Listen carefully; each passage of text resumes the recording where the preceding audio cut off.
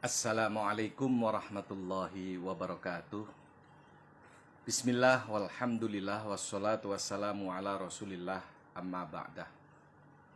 Sahabat Al-Kalam yang dirahmati oleh Allah subhanahu wa ta'ala dimanapun Anda berada, kali ini izinkan saya Asimun Mas'ud menyampaikan masih terkait tentang Muhammad bin Abdul Wahab, sang pendiri paham Wahabiyah yang selama ini tidak diakui oleh ikhwan Salafi Wahabi.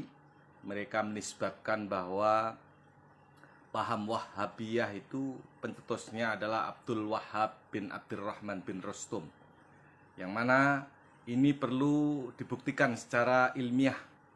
Apakah benar Abdul Wahab bin Abdurrahman bin Rustum ini pendiri Wahabiyah, ataukah pendirinya adalah Muhammad bin Abdul Wahab? Namun demikian, sebelum Al-Fakir lanjutkan terkait fakta ilmiah dalam kitab-kitab salaf yang dijelaskan oleh kitab-kitab salaf, mohon kiranya para ikhwan fillah, sahabat Al-Kalam berkenan mensubscribe YouTube Al-Kalam. Mudah-mudahan menjadi amal jariah dakwah di medsos kita semua.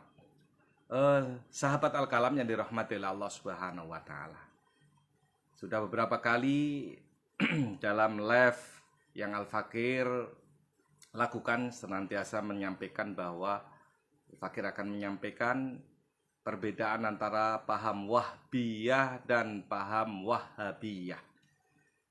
Bahwa kita sering dengar dongeng yang selalu diceritakan sebagai bentuk tuduhan kepada Abdul Wahab bin Abdurrahman bin Rustum, bahwa beliaulah sebagai pendiri paham Wahabi atau Wahabiyah selama ini yang ada di Timur Tengah dan sampai ke negeri kita Indonesia dan beberapa negeri yang ada di dunia ini.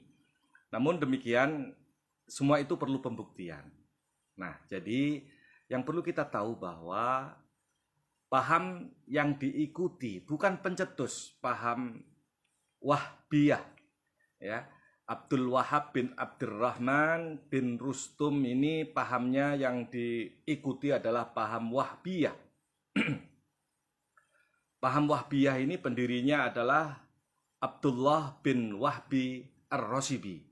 Makanya pahamnya Wahbiyah. Nanti bisa Al-Fakir buktikan penjelasan para ulama terdahulu mana bedanya Wahbiyah dan Wahabiyah yang didirikan oleh Syekh Muhammad bin Abdul Wahab bin Sulaiman At-Tamimi An-Najdi.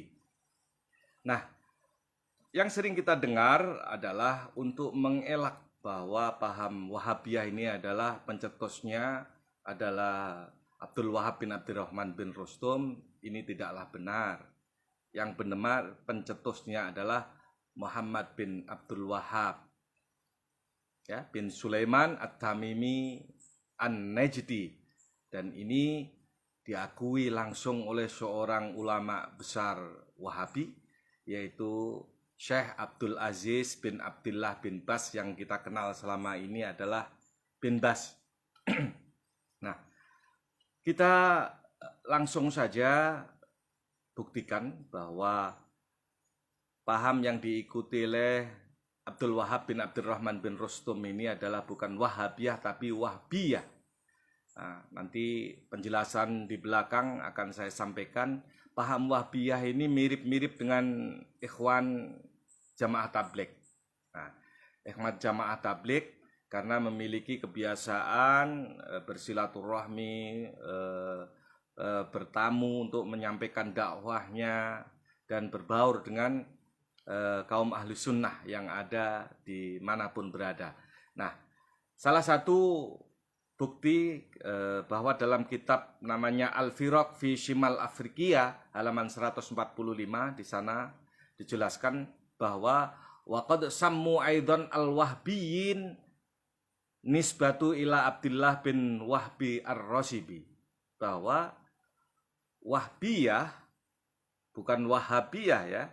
Wahbiyah ini dinisbatkan kepada Abdullah bin Wahbi Ar-Rasibi, nah, Zaimul Khawarij, yang dituduh sebagai Khawarij. Padahal yang sebenarnya Khawarij dalam keterangan-keterangan yang Al-Fakir telah sampaikan beberapa waktu yang lalu dalam live, itu Al-Khawarij adalah kaum yang keluar dari Najd, dari Hijaz Arab Saudi, yang ciri-cirinya sudah banyak dijelaskan oleh ulama-ulama terdahulu, ulama-ulama salaf. Sementara kalau kaum Wahbiyah ini adalah dinisbatkan kepada Abdullah bin Wahbi Ar-Rasibi, bukan Abdul Wahab bin Abdurrahman bin Rustum sebagaimana yang diceritakan oleh ulama atau ustadz-ustadz ikhwan salafi wahabi yang ada di negeri kita ini. Bahkan di Timur Tengah pun sama, seperti itu ceritanya.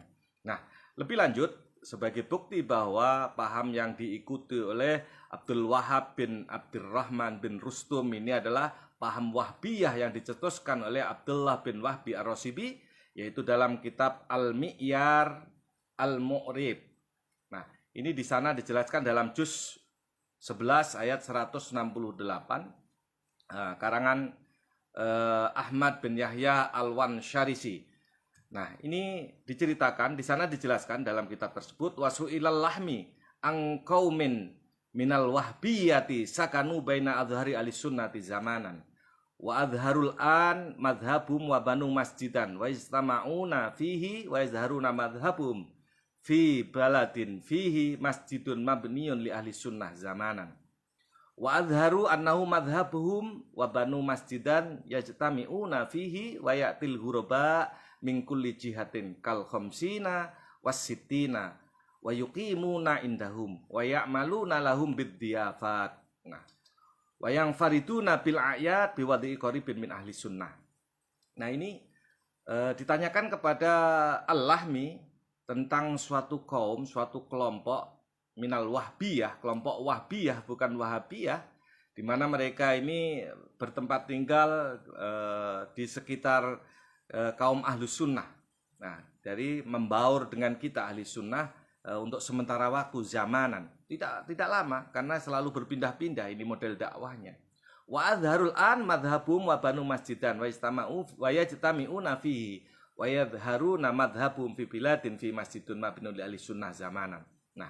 Nah, kemudian mereka itu menampakkan di zaman sekarang ini mereka itu sudah mulai menampakkan mazhabnya, arahnya kemana, dakwah tauhidnya itu arahnya kemana. Mereka membangun masjid, kemudian mereka berjamaah di dalamnya, kemudian mereka menyatakan mazhabnya, jalan yang ditempuhnya dalam mentauhidkan Allah Subhanahu wa taala di suatu negeri di mana di dalamnya terdapat masjid yang dibangun untuk ahli sunnah untuk sementara waktu. Jadi mereka berpindah-pindah dari masjid ke masjid. Ini mirip-mirip seperti jamaah tabligh, saudara-saudara kita. Cuman bedanya tentu jauh.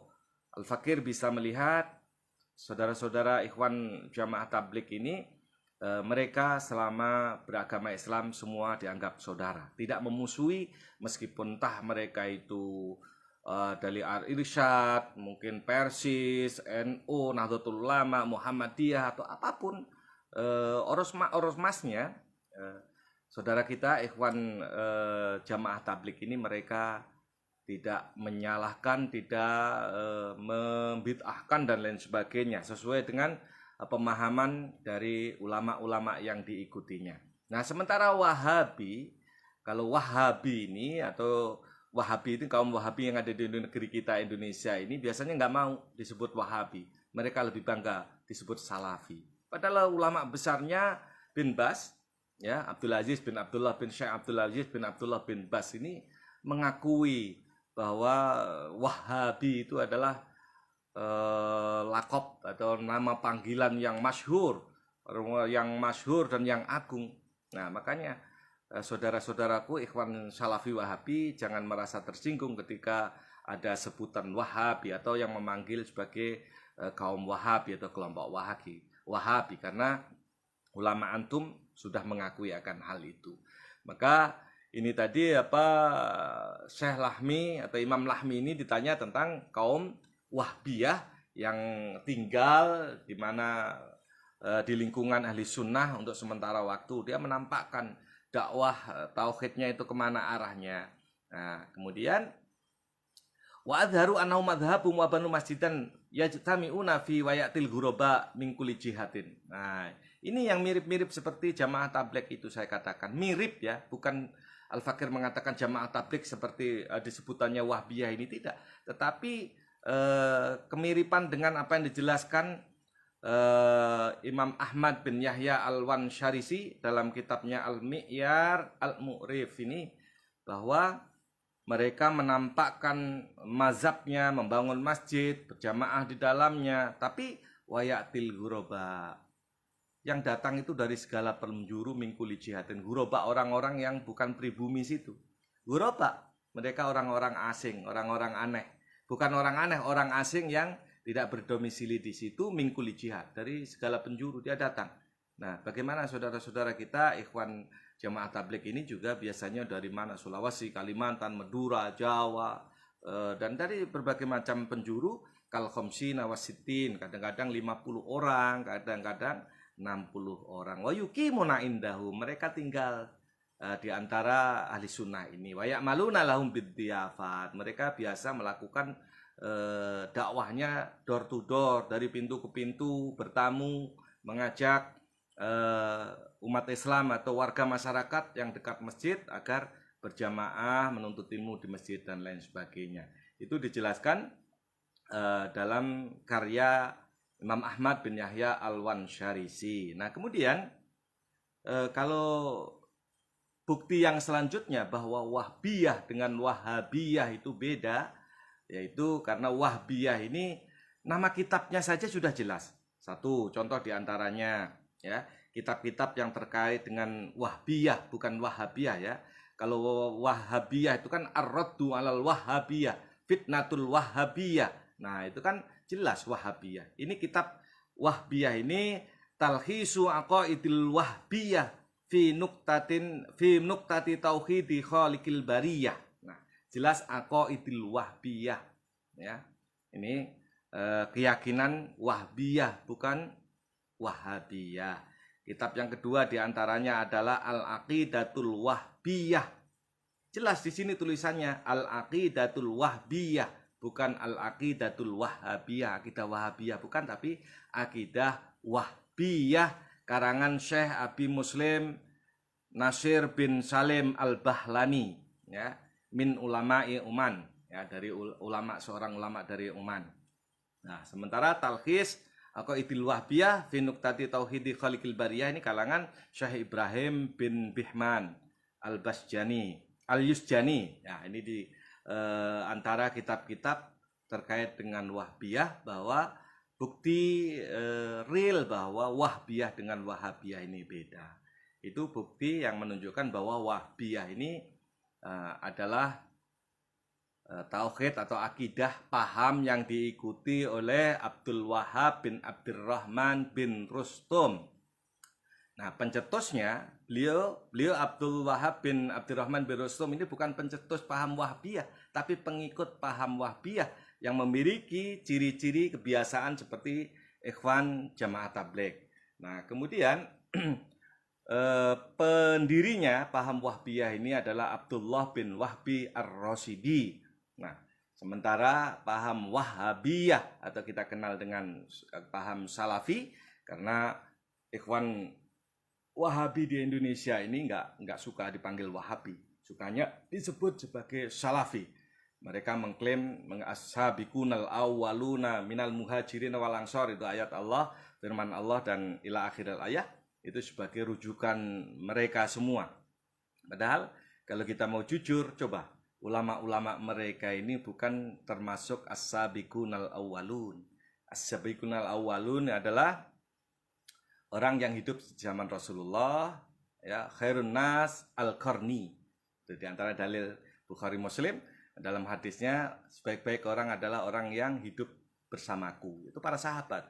Sumalladzi yalunahum. Kemudian orang-orang setelah mereka, setelah sahabat, siapa? Tabi'in. Sumalladzina yalunahum. Kemudian siapa lagi? Yaitu setelah tabi'in siapa? Tabi'ut tabi'in. Yaitu orang yang hidup di bawah 300 tahun setelah Rasulullah wafat, itu masuk kategori as-sabiqunal awwalun. Nah, setelah itu kata Rasulullah akan muncul ulama-ulama yang banyak menimbulkan fitnah. Nauzubillah, summa nauzubillah. Boleh dikaji itu hadisnya sahih.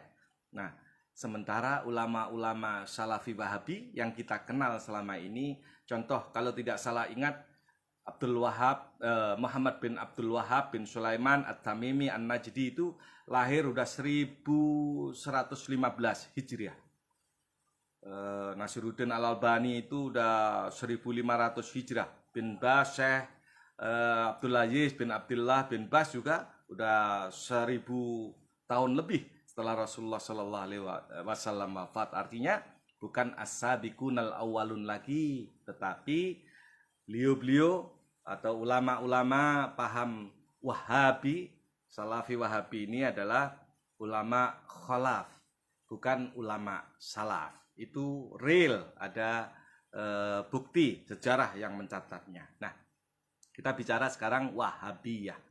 Nah, Syekh Abdul Aziz bin Abdullah bin Bas, atau kita kenal dengan Syekh bin Bas, dalam kitabnya Fatawa Nur ala Darb, ya. Beliau itu nanti saya kutipkan rekaman waktu beliau masih hidup. Beliau pernah ditanya oleh seorang penanya, yaqulu sa'il, Fadilatul Syekh, Yasmi ba'dun nas indana al ulama fi mamlakatil arabiyah as-su'udiyah bil wahabiyah. Fahal tarduna bihadi tasmiyah wa ma huwa ar-raddu ala may yasmikum bihadal ism. Nah, seorang bertanya kepada Syekh Abdul Aziz bin Abdullah bin Bas atau Syekh bin Bas ini bahwa sebagaimana orang menamakan terhadap ulama-ulama Saudi Arabia itu sebagai Wahabiyah. Nah, adakah antum ridho dengan nama tersebut? Ini penanya mengatakan, dan apa jawaban antum? Penolakan antum ketika antum disebut sebagai Wahabi. Nah, ini jelas, ini pertanyaan yang real. Kemudian Syekh Abdul Aziz bin Bas ini menjawab dengan lantang. Hadza laqabun masyhur li ulama'i tauhid, ulama'in najd. Yansibunahum ila Syekh Al-Imam Muhammad bin Abdul Wahab rahimahullahu alaih. Ini jelas. Itu adalah penamaan, lakob, ya, sebutan yang masyhur untuk ulama tauhid, yaitu ulama Najd, ya, yang dinisbatkan kepada Syekh Imam Muhammad bin Abdul Wahab rahimahullahu an. Nah, dan cukup panjang jawaban beliau, Al-Fakir potong saja. Kemudian beliau melanjutkan juga, fahuwa laqabun syarifun azimun. Nama Wahabiyah atau Wahabi itu adalah panggilan yang sangat mulia dan agung. Jadi ikhwan Wahabi yang ada di negeri kita, Indonesia ini, antum nggak usah merasa direndahkan atau gimana ketika ada yang memanggil atau kami panggil dengan kaum Wahabi. Karena Wahabi itu menurut Syekh antum, ulama antum, Syekh Abdul Aziz bin Abdullah bin Bas, Syekh bin Bas ini, bahwa itu adalah penamaan, sebutan, lakob yang sangat bagus, sangat agung. Justru orang yang memanggil antum semua sebagai kaum Wahabi, itu ya harusnya bangga antum semua. Nah, inilah kemarin Al-Fakir sudah sampaikan terkait penjelasan para ulama yang penganut 4 imam mazhab tentang kesesatan, indikasi kesesatan yang diajarkan oleh Syekh Muhammad bin Abdul Wahab bin Sulaiman At-Tamimi An-Najdi. Nah, kali ini Al-Fakir membuktikan bahwa cerita-cerita dari ustadz-ustadz antum bahwa paham Wahabiyah itu adalah pencetusnya adalah Abdul Wahab bin Abdurrahman bin Rustum. Itu salah, tidak benar. Bantahan Al-Fakir menjelaskan apa yang telah dijelaskan oleh ulama-ulama terdahulu. Karena pencetus paham Wahbiyah itu adalah Abdullah bin Wahbi Ar-Rasibi, maka dipanggil Wahbiyah. Paham yang diikuti oleh Abdul Wahab bin Abdurrahman bin Rustum itu bukan Wahabiyah sebagaimana yang antum tuduhkan, ulama ustadz-ustadz antum tuduhkan kepada Abdul Wahab bin Abdurrahman bin Rustum. Akan tetapi yang diikuti Abdul Wahab bin Abdurrahman bin Rustum adalah paham yang dicetuskan oleh Abdullah bin Wahbi Ar-Rasibi, yaitu paham Wahbiyah. Saya perjelas lagi bahwa paham Wahhabiyah itu pencetusnya adalah Muhammad bin Abdul Wahab bin Sulaiman At-Tamimi An-Najdi, yang antum tidak akui keberadaannya. Artinya tidak antum akui bahwa Wahhabiyah itu adalah pencetusnya Syekh Muhammad bin Abdul Wahab bin Sulaiman At-Tamimi An-Najdi. Dan harusnya antum bangga karena kata Syekh bin Bas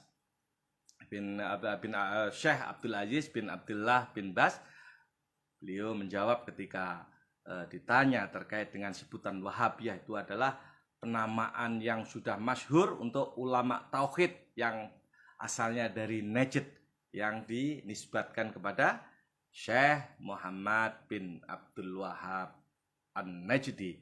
Nah, silahkan, ini akan Al-Fakir kutipkan tanya jawab antara penanya dan jawaban Syekh bin Bas terkait dengan sebutan Wahhabiyah atau paham Wahabi.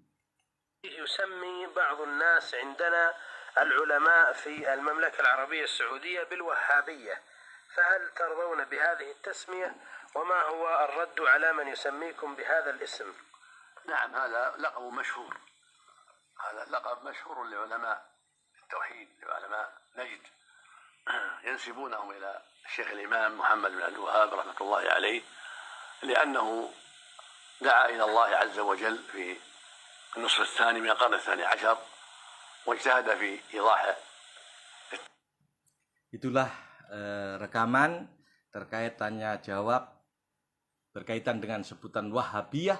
Itu adalah sebutan buat pengikut paham yang dicetuskan oleh Syekh Muhammad bin Abdul Wahab bin Sulaiman At-Tamimi An-Najdi. Semoga apa yang Al-Fakir sampaikan bermanfaat, karena kebenaran datangnya dari Allah dan Rasulnya, dan penjelasan para ulama di dalam kitab karya-karyanya itulah yang Al-Fakir menjadikan rujukan, bukan birra'yi, bukan dengan logika Al-Fakir sendiri, tapi Al-Fakir mencoba menyampaikan apa yang terdapat, apa yang telah dijelaskan oleh para ulama yang terdahulu. Dan apa yang disampaikan jawaban dari bin Bas tadi terkait dengan pertanyaan sebutan Wahhabiyah itu adalah sebagai penamaan, kehormatan, kenamaan yang agung yang harus bangga dengan sebutan tersebut, bila mana antum meyakini paham Syekh Muhammad bin Abdul Wahab ini sebagai paham yang benar.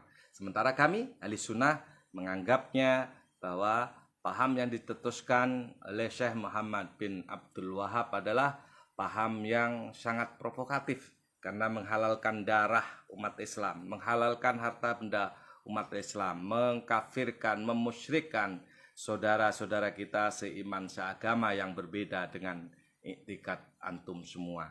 Ya, iktikad yang diyakini oleh Syekh Muhammad bin Abdul Wahab. Kesalahan dari saya pribadi mohon kiranya dimaafkan, diridhokan. Dan sekali lagi terima kasih, mohon maaf. Hadanallahu wa iyyakum ajma'in. Wallahul muwafiq ila aqwamit thoriq. Wal afu minkum. Wassalamualaikum warahmatullahi wabarakatuh.